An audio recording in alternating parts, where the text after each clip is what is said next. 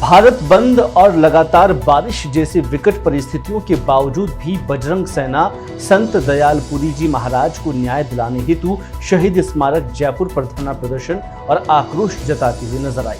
इस दौरान राजस्थान सरकार से मांग की है कि महाराज जी को शीघ्र ही न्याय दिलाया जाए। पिछली कांग्रेस सरकार ने उनके संत वृद्ध आश्रम को राजनीतिक षड्यंत्र के चलते तोड़फोड़ कर दी और वक्फ बोर्ड ने जमीन पर कब्जा कर लिया था। धरना प्रदर्शन में बजरंग सेना के संस्थापक प्रमुख पंडित अशोक शर्मा, राष्ट्रीय सचिव नरेंद्र व्यास, राष्ट्रीय संगठन मंत्री जगदीश सैनी, राष्ट्रीय मंत्री युवा मोर्चा आशीष शर्मा, सुभाष झा, प्रदेश संयोजक और बजरंग सेना के पदाधिकारी, महिला मोर्चा की टीम समेत समाजसेवी मौजूद रहे। यह आयोजन बजरंग सेना प्रदेश ग्रामीण संगठन मंत्री मुकेश कुमार सेन भदादा की ओर से किया गया। आज ये जो रैली निकाली है और ये धरने का जो आगाज किया है, ये क्या रीजन है? जब आप ये रीजन यही है साहब कि 2019 के अंदर जब कांग्रेस शासन काल था राज्य के अंदर, उस समय एक बहुत ही बड़ी राजनीतिक साजिश के तहत मेरा जो वृद्धा आश्रम था उसको जमींदोज किया गया और मुझे वहां से बेदखल किया गया। सवाई माधोपुर जिले की चौथ का बरवाड़ा कस्बे स्थित चौथ माता मंदिर में भाद्रपद चतुर्थी पर श्रद्धा का सैलाब उमड़ पड़ा। हजारों की संख्या में माता मंदिर में भक्त पहुंचे और श्रद्धालुओं ने माता के दर्शन कर अपने और अपने परिवार की कुशल क्षेम की कामना की। वहीं चौथ का बरवाड़ा स्थित चौथ माता मंदिर में हर साल यहां पर भक्तों का सैलाब उमड़ता है। माता मंदिर में बड़ी चौथों पर भाद्रपद चतुर्थी भी एक बड़ा महत्व रखती है। इस अवसर पर चौथ माता के मंदिर में भक्त दर्शन करने आते हैं और साथ ही माता के झंडे लेकर भक्त सीढ़ियों से जयकारे लगाते हुए दर्शन करने पहुंचते हैं।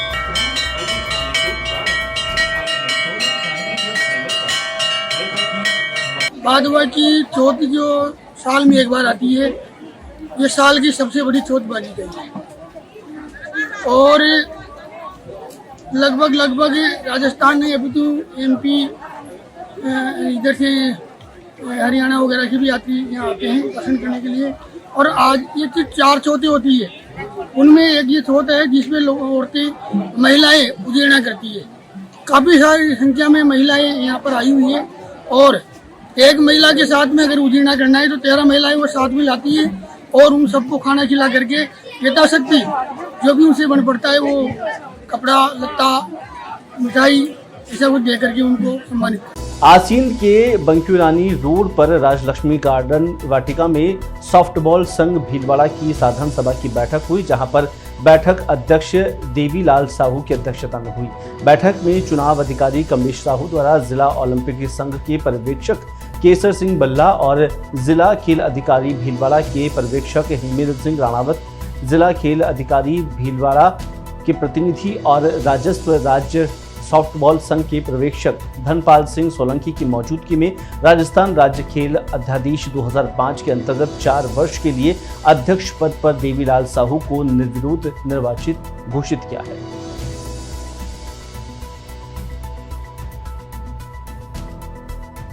और खबर अलवर से है, जहां पर राजस्थान में छात्र संघ चुनाव को लेकर छात्र लगातार प्रदर्शन करते हुए नजर आ रहे हैं और पूर्ववर्ती गहलोत सरकार ने छात्र संघ चुनाव पर रोक लगा दी थी, जिसे लेकर राजस्थान के सभी छात्र अब चुनावों को लेकर आक्रोशित नजर आए हैं। इसे लेकर जयपुर में भी छात्रों द्वारा बड़ा प्रदर्शन किया गया, वहीं मांगों को लेकर ज्ञापन भी सौंपा गया है। इस दौरान अलवर के राज ऋषि महाविद्यालय के छात्र नेता अंकित गुर्जर ने अपने खून से राजस्थान के मुख्यमंत्री भजनलाल शर्मा के नाम ज्ञापन लिखा है और छात्र संघ चुनाव जल्दी करवाने की मांग की है। अगर सरकार चुनाव जल्दी नहीं करवाएगी तो उसे उग्र आंदोलन छात्र करेंगे। आज आरआर कॉलेज में खून से पत्र लिखा है मैंने मुख्यमंत्री महोदय के नाम, क्योंकि जैसा कि आपको पता है राजस्थान सरकार ने पिछले साल छात्र संघ चुनाव बंद कर दिए थे। छात्र संघ चुनाव बहाली के लिए मैंने खून से पत्र लिखा है। आगे भी हम पहले भी प्रोटेस्ट करते आ रहे थे और अब भी आगे भी प्रोटेस्ट करते हैं, क्योंकि राजनीति की पहली सीढ़ी छात्र संघ चुनाव है। ये मुख्यमंत्री महोदय ने पिछली बार बताया था, अशोक गहलोत जी ने, जिन्होंने बंद किए थे छात्र संघ चुनाव, कि मैं छात्र राजनीति से निकला हुआ हूँ, छात्र संघ चुनाव लड़े थे। और अब उन लोगों ने छात्र संघ चुनाव बंद किए। छात्र नेता यहाँ पर 24 घंटे छात्रों के लिए काम करते हैं। अगर छात्र संघ चुनाव नहीं होंगे तो ये कॉलेज प्रशासन खुद की मनमानी करेगा, बच्चों के लिए अच्छा नहीं होगा, बच्चे को मदद नहीं होगी, कोई कुछ काम नहीं होगा कॉलेजों में। टोंक जिले में जन अभियोग निवारण और सतर्कता समिति की बैठक का आयोजन किया गया और इस बैठक में अजीबोगरीब मामला सामने आया है, जहां पर एनओसी के बिना कई पेट्रोल पंप चल रहे थे और नियमों की अधिकारियों की जानकारी तक नहीं थी। बैठक में जिला कलेक्टर डॉक्टर सौम्या झा ने बिना एनओसी चल रहे पेट्रोल पंप के नियम के बारे में पूछा तो सभी अधिकारी एक दूसरे का मुंह ताकने लगे। कलेक्टर ने टोंक एसडीएम राहुल सैनी को निर्देश देते हुए तुरंत बैठक से जाने के निर्देश देकर जानकारी जुटाने को कहा। इस दौरान कांग्रेस सांसद हरीश मीणा समेत राज्य स्तरीय अधिकारी मौजूद रहे।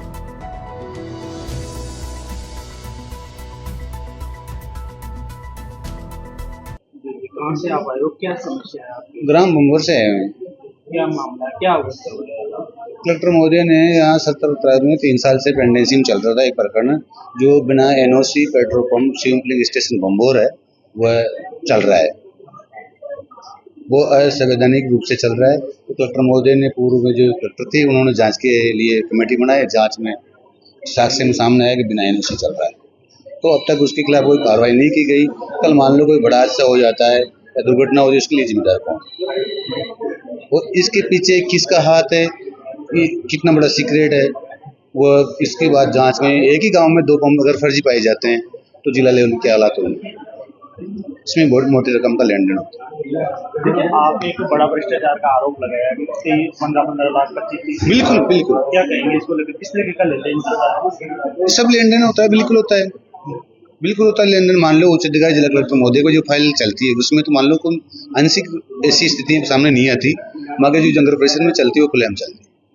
इसमें एक शिकायतकर्ता ने हमें शिकायत में कुछ और चीज़ दी थी। उन्होंने ये कहा था कि पेट्रोल पंप को जो एनओसी मिली है वो गलत रिकॉर्ड्स के बेसिस पे मिली है।